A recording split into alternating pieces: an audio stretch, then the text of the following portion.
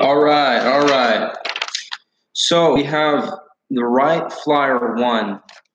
His first plane ever to fly. It flew in, yeah, just put this random guitar away. Oh, yeah, it flew in 1903, December 17th, 1903. Actually, they tried to fly it in December, on the 14th of December, 1903, but they didn't have a lot of success doing that. In fact, they had 4 attempts that day, beginning at around 10:30 in the morning, I believe, 10 or 10:30, and um, they alternated, right? It was Orville Wright, Wilbur Wright, Orville Wright, Wilbur Wright, and only on the 4th attempt, with Wilbur Wright flying, was the first successful full-scale flight. It was 59 seconds of flight time with, and then they went almost 900 feet, I believe, or 900 yards. Let me double check because that is an important distinction. Yeah, 852 feet, and they were aloft. They were aloft for 59 seconds. And I'm gonna try to who actually flew it. Let's see. I have. Yeah, I don't know, but you can find out a lot of this on the Wilbur and Orville Wright website, the Wright brothers website. And to tell you about these guys, they were they were printers and bicycle mechanics. They made their own.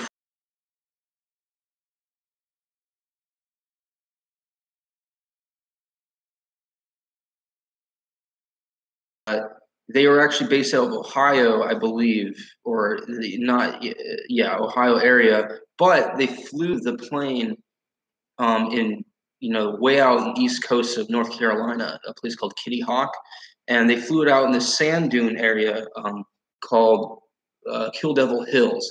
And it wasn't called Kill Devil Hills at the time, but eventually they changed the name to Kill Devil Hills. And now you go there. Now it's a tourist attraction. I believe that some people vacation because it's a beach town. But it had really soft sand and nice kind of mellow grass. And for the kind of these odd glider contraptions, it was a suitable environment. And I suppose you could do the same today, right? If you want to relive the Wright brothers experience, so to speak. There's in the couple of years before, the Wright brothers made a ton of gliders, and they had various success with that, but they didn't get the full engine flight until 1903. And to be quite honest, this Flyer 1 had no commercial value or practical flying capability. They used it, to fly their few minutes of flight time at best, probably not even probably not even more than a minute.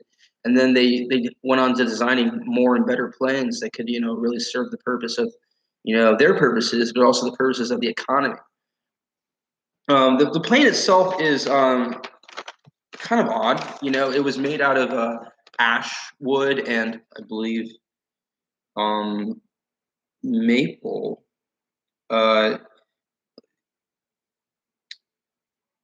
The plane itself, after it flew, it went to England for a number of years, but at the Kensington Science Museum in London.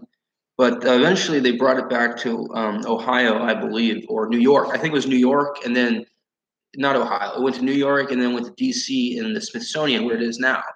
And it was restored by Orville Wright himself, and it's been there for a long time now.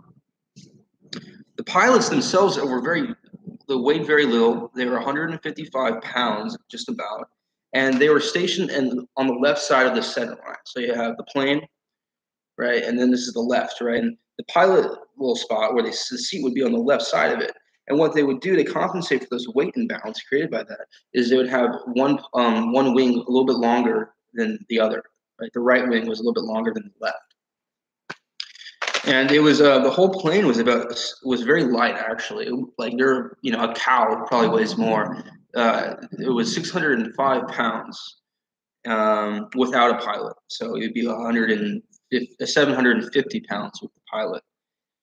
The horsepower was ridiculously low. It was 12 horsepower at 1150 repetitions per minute, and it wasn't a significantly large vehicle. It was the wingspan was a little bit over 40 feet, and the length of the plane itself, it didn't have a fuselage. It was just this.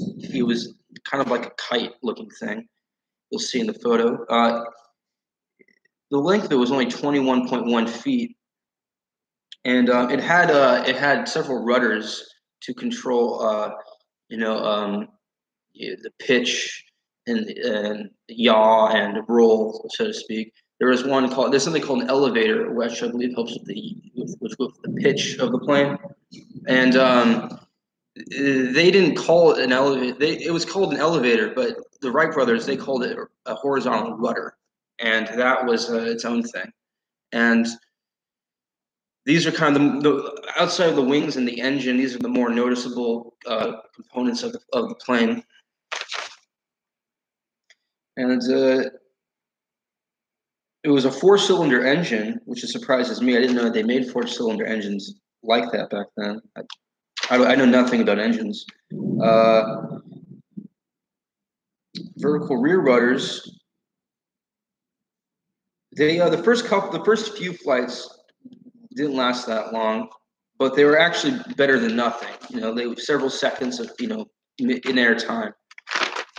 The thing about this plane, though, the reason this plane is not considered the first practical plane, the Wright brothers flyer, I believe the third flyer in 1905 was the first practical plane, because that one had 3-axis control, which means independent 3-axis control, which means the roll, which allows the plane to roll, and the pitch, which I believe allows the plane to go like the roll. This is roll, and then this is yaw, and then this is pitch.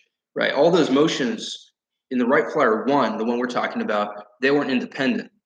So you in the seat there would be a control in between the legs that you could maneuver, and then that would control 2 of them. But then there'd be one with some kind of knob that you do the last one. But now in the later plane, you all 3 of them had their own separate devices, so you wouldn't have to do that puppeteering with 2 for the price of 1 kind of thing.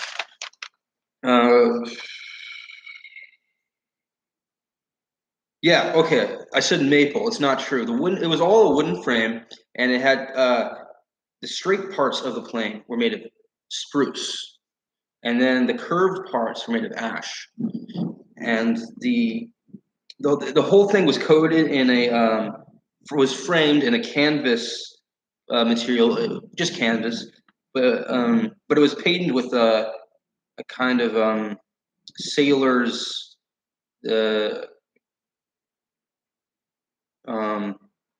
it was cotton canvas, and it was the stuff that sailors use on sails. Probably the same materials that were found for the boats in Kitty Hawk town.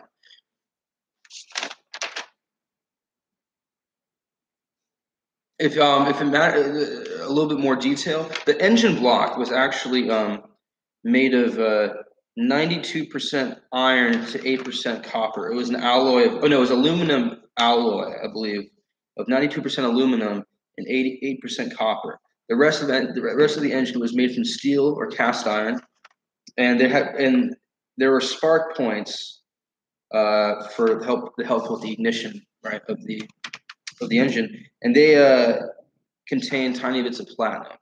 So really, the engine itself only had a handful of metals, which is remarkable since this is the very first plane in history, human or otherwise, right? It was the first thing that ever properly flew that a man made. Well, I mean, it's really remarkable, and there are people who make these today. They kind of recreate them because if you have a good deal of money, I mean, you can recreate this thing no problem. It's just that, is that the hobby you want to do? Not historical aviation reenactment is not the hobby for everyone. Although I can see the appeal. All right. Well, that's the end, and coming up next is going to be Wright Flyer 3, I believe, 1905. Basically, this is the first practical airplane, very similar to the Wright Flyer 1. I'm going to do a little bit more research on this, tighten up my speaking a little bit because I am not too impressed with my performance this time, and I guarantee you the second round will be better. In fact, if all things go smoothly, I will remake this entire video with a ton more detail, higher quality information, just a better experience for you and anyone, who cares about these planes. All right. Well, thank you. I appreciate it.